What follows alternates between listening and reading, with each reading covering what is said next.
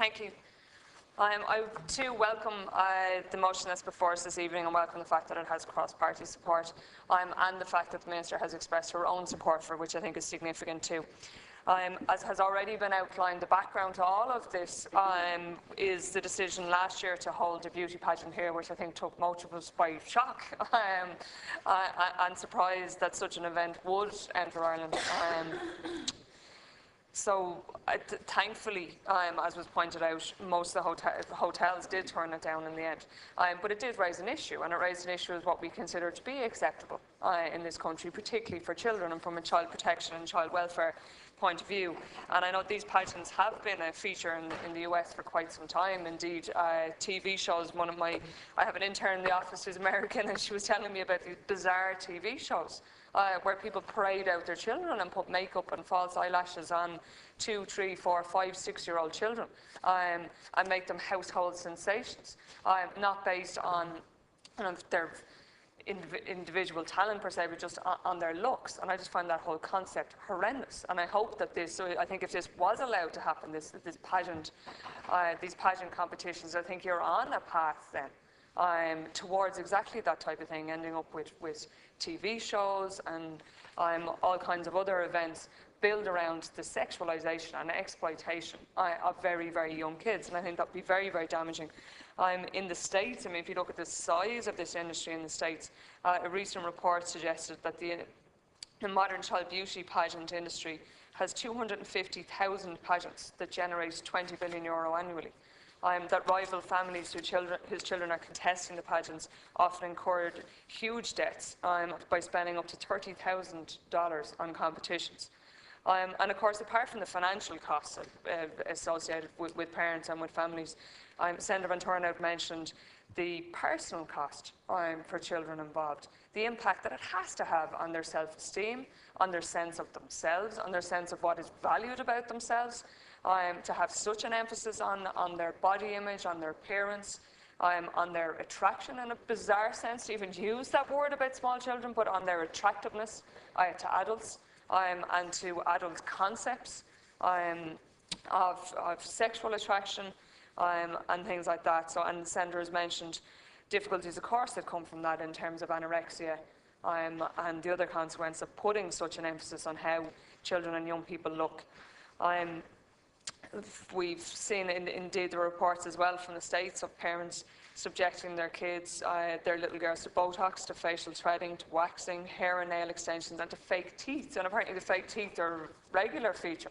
Again, as I'm told today, putting fake teeth on small children to make them look perfect, to make sure that everything about them looks perfect in terms of other people's view of what they should look like and what is attractive. I just think the whole idea is repugnant.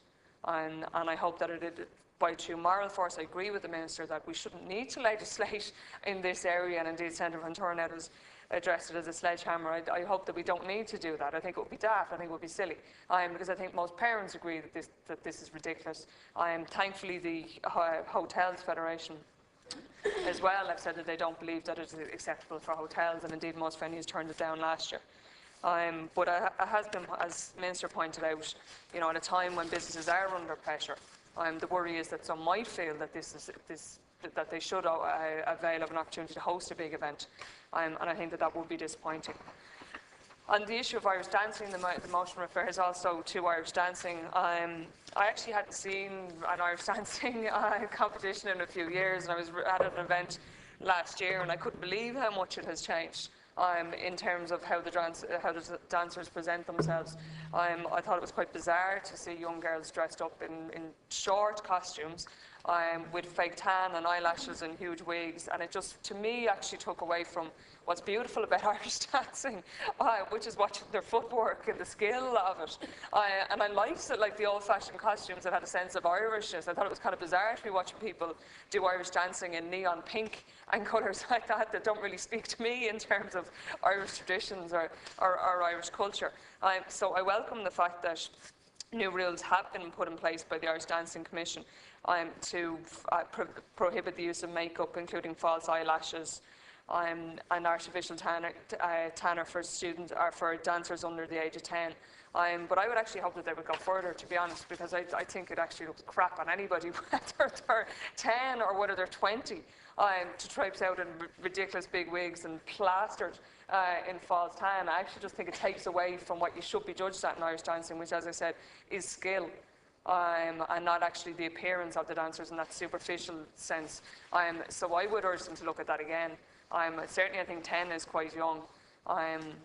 I think the problem, and I know the one that former Irish dancer was speaking in the Journal about this issue last month, said that she very much welcomed the change in the rules, and said that it would be a great relief to a lot of parents and teachers, because the problem was that nobody wanted their kid to be the only person on stage who wasn't orange.